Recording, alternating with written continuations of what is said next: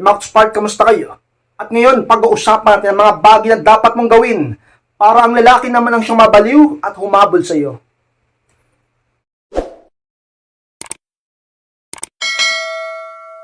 At kung handa na po kayo at masarap po tayo, at muli, be inspired!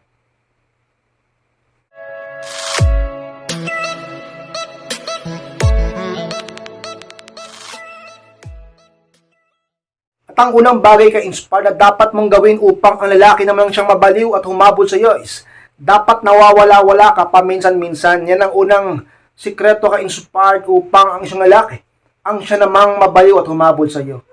Alam niyo mga ka-inspired, hindi natin may tatanggi ang katotohanan na kapag ikaw ay palaging andyan at laging nararamdaman niya ang presensya mo at kitang-kita niya pa ang sobrang pagmamahal mo, ang lalaki ay imposibleng sobrang mabaliw at humabol sa iyo. Sa halip, kabaliktaran ang mangyayari. Maaari siyang manlamig at lumayo ang loob sa iyo. Bakit naman ganun ka-inspired? Binubuhos ko na nga ang lahat ng pag-ibig at pagmamahal ko, lalayuan niya pa ako? Sapagkat ganun talaga. Kapag hindi na siya nata-challenge sa iyo at sobra na siyang binabalidate mo, ikaw ay sobrang baliw na at humahabol sa kanya, nawawala ang spark at ang mystery. Bagay na nagpapaboring sa kanya. Alam niyo kasi ka-inspired sa isang relasyon, dapat palagi niyo pa rin ginagawa ng paraan upang ma-miss ang isa't isa. Dapat palagi niyo pa rin ginagawa ng paraan upang masabik kayo sa isa't isa. At dapat ginagawa niyo pa rin palagi ng paraan upang ang spark, ang challenge, ang mystery ay laging andyan pa rin. Kaya wag niyong ibigay ang lahat at wag kayong magmahal ng lubusan. Dapat sapat lang upang palaging andyan ang pagtingin nyo, ka-inspired. Yan isa sa mga bagay na dapat mong gawin. Dapat nawawala-wala ka, paminsan-minsan. Ka-inspired, bang ibig sabihin sa nawawala-wala? Parang nakakatakot naman yan.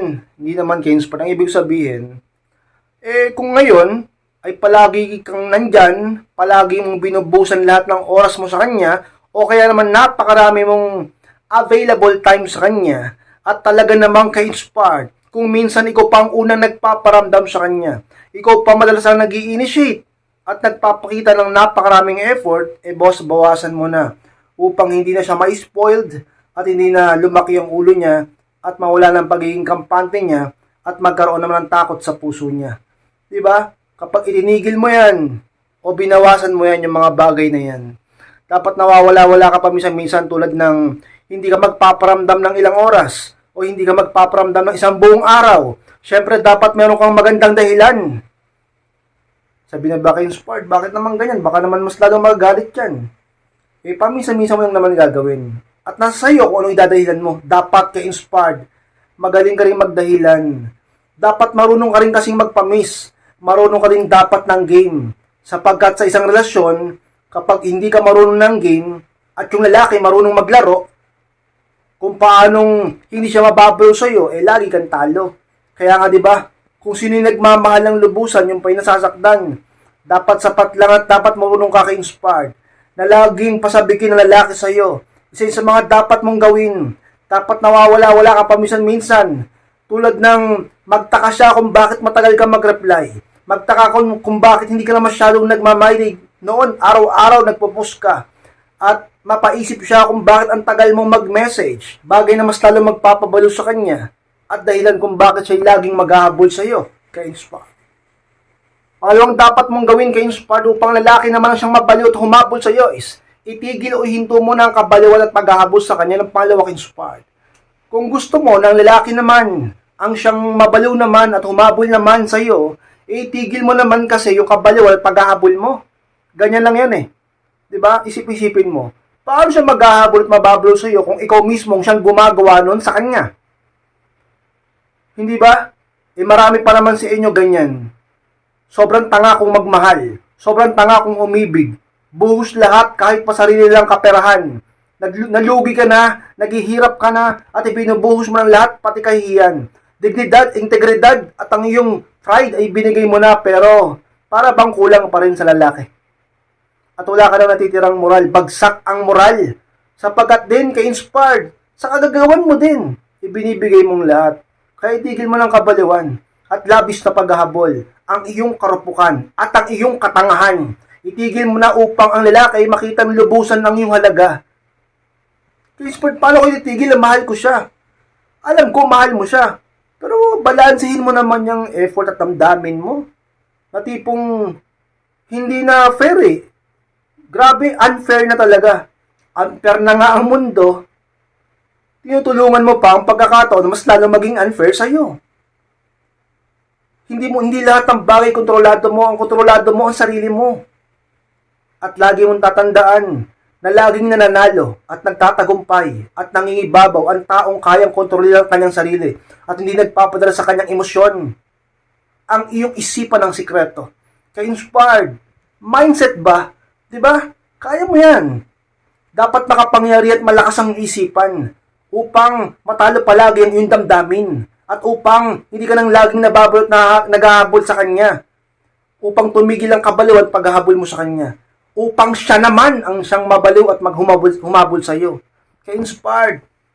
At ituloy ako, nabubulol na sa inyo eh. Kaya inspired, gawin mo yan. Kasi napakahalaga niyan. Isa yan sa pinakamahalagang tinuturo ko sa inyo ngayon. Kung hindi mo babawasan yan, kahit bawasan mo man lang, imposible na ang lalaki ay talaga namang humabol at mabaliw sa iyo. Napakahalaga na ang lalaki ay mabaliw at humabol sa iyo. Sabi nga nila, kung gusto mo ng matibay na relasyon at tumagal kayo, dapat mas mahal ka ng lalaki.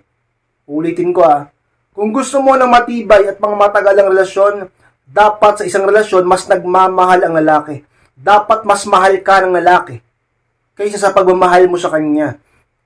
Dahil kapag ang babae ang mas higit na nagmamahal, doon nagkakaletse-letse ang lahat. Kaya kung gusto mo ng lalaking magmahal sa'yo ng sobra higit pa sa pagmamahal mo at mabalot maghabol sa'yo, bawasan mo man lang ang iyong kabaliwan at paghabol sa kanya. Isa yan sa pinakasikreto. Dapat mo talagang gawin upang ang lalaki, bukod sa makitang halaga mo, ay matauhan at mas lalong mangibabaw ang kanyang pagmamahal sa iyo kumpara sa pagmamahal mo. Laging mabalaw sa iyo at laging humabol sa iyo. Siya naman ang talagang maging ganyan sa iyo, ka-inspire. Pangatlong sikreto dapat mong gawin ka-inspired kung gusto mo ng lalaki naman ng mabaliw at siyang humabol sa iyo is kapag hindi mo na kaya, bumitaw o bumitiw at lumayo ka na sa kanya. Yan ang pangatlo ka-inspired na dapat mong tandaan. At kailangan mong gawin kapag sobra na, tipong hindi mo na kaya. Dahil, di ba, tao ka lang. May limitasyon. May hangganan. Kahit gaano ka pa kalakas, kahit gaano ka pa katibay, kahit gaano ka pa nagmamahal, kapag sobra na siya, bibitiw at bibitiw ka. Di ba, kailangan mong bumitiw at bigyan siya ng pagkakataong makapag-isip, lumayo at bigyan siya ng space, mag-no contact upang talaga namang ka-inspire ang lalaki ay makapag-muni-muni. Diba? Bumitiw ka na kung sobra na. Kung di mo na kaya, huwag mo na pagpilitan. Grabe na. Grabe na yung paghihirap mo. Grabe na yung pagsasakripisyo mo. Grabe na yung katangahan kabobohan mo. Grabe na yung karupukan mo. Pagiging martir mo. Grabe na ka-inspire diyang pag-ibig mong talaga namang hindi naman niya nakikita ng lubusan sa iyo. 'Di ba? Bumitaw at lumayo dahil sa iyong paglayo, doon lang magkakaroon ang lalaki ng pagkakataon na talaga namang ka-inspired, makaramdam ng pagkamis sa iyo. Kapag palagi kang andyan, mahirap para sa lalaki na makita ang tunay mong halaga. Kung lagi ka nagpapakatanga at hindi mo kayang bumitaw sa kabila ng lahat ng panlolokot para nakit niya sa iyo, paano kanya papahalagahan? Sa tingin mo, papahalagahan ka niya ng lubusan pagkaganyan? Ang mararamdaman niya sa iyo ay awa at panliliit. Talaga naman ka-inspired. Bumitiw at lumayo kapag sobrang nahihirapan ka na ng lubusan, hindi mo na kaya. Dahil bukod sa makakapagpahinga ka, makakahinga ka ng maayos, at makakapag-relax ka, makakapag-isip naman siya, at ma-realize niya mga pagkakamali niya. Maaari siyang magsisi, malaki ang porsyento na siya ay magsisi sa mga panahong wala ka na sa kanyang tabi, sa mga panahong hindi mo na siya kinakausap, sa mga panahong malayo na ang damdamin mo sa kanya, at sa mga pagkakataon na nalulungkot siya. At kailangan ka pala niya. Masasabi niya sa kanyang sariling kailangan ka pala niya. Ka-inspired. Isa yun sa mga dapat mong tandaan at dapat mong gawin. Kapag hindi mo na kaya, bumitaw ka na at lumayo ka na sa kanya. Dahil sa isang mga pinakakailangan sikreto, talaga namang ka-inspired pamantayan upang ikaw ay may matira namang pagmamahal sa sarili mo. At ang lalaki talaga namang ibigin ka naman ng totoo. At makita niyang halaga mo at siya naman ang maghabol at siyang mabaliw sa iyo at hindi laging ikaw ka-inspired. Pangapat at dapat mong gawin ka-inspired, dapat mong tandaan upang lalaki naman ang siyang mabaliw at siyang maghabol naman sa iyo is mula ngayon pagsikapan mo o sikapin mo na siya napiliing palaging maging masaya. Yung pang-apat ka-inspired. Alam niyo, sikapin mo napiliin na maging masaya. Bakit? Sapagkat ka-inspired.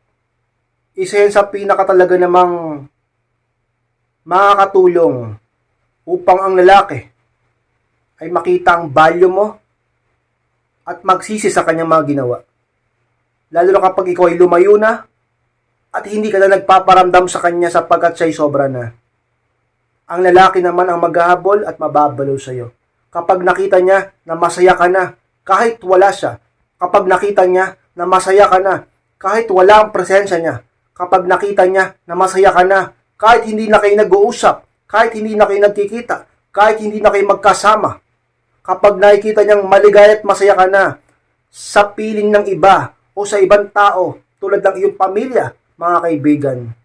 Kapag nakikita niya ng masaya ka habang inaabot mo ang iyong mga pangarap nang wala siya sa tabi mo. Diba?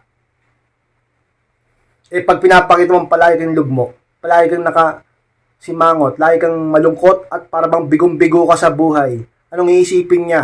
Imbis na maghabol, mabalo sa'yo, ay iisipin niya ka-inspired na dapat lang talaga na natapos kayo. Kabaliktaran kapag nakikita ng partner nyo na sa kabila ng iyong paglayo ay nagiging masaya ka pa rin kahit wala na kayo o malayo ka na sa kanya.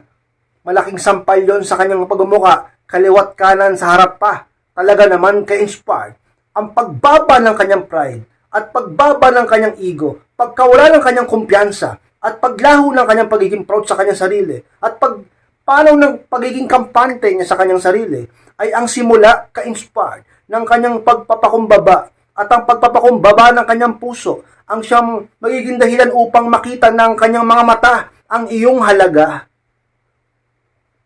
At ang pinakapulot dulo ng dahilan na iyon ay iyong pagiging masaya. Sa iyong mga ngiti, makikita niya ka-inspired ang iyong halaga, ka-inspired maging masaya. Piliin mong maging masaya. Life is a matter of choice. Diba? Piliin mong maging masaya. Oo, mahirap. Oo, hindi ganun kadali. Pero lagi mo rin tatandaan ang kalungkutan ay pinipili din. Kung gaano katagal, kung gaano katindi, depende sa iyo kung paano may isipin. Sa halip, piliin maging masaya sa lahat ng pagkakataon. Tumingin ka sa mga positibo. Piliin mong maging positibo. Tandaan mo, ka-inspired, makikita niya yan sa iyo.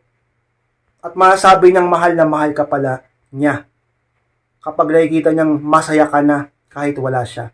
Siya naman ang hahabol sa iyo. Sa paghahabol niya, sa katagalan siya naman ang mababalo sa iyo. Siya naman ka-inspired. Naka-inspired, maraming salamat sa pagtapos ng vlog na ito.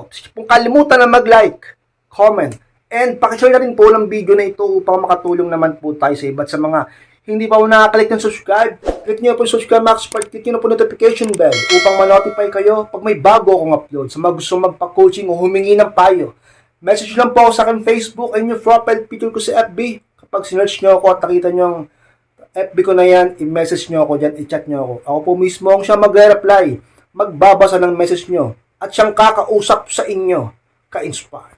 Maraming salamat, Naka-inspired, mag-ingat kayong lahat. Mahal ko po kayo. At muli, be inspired.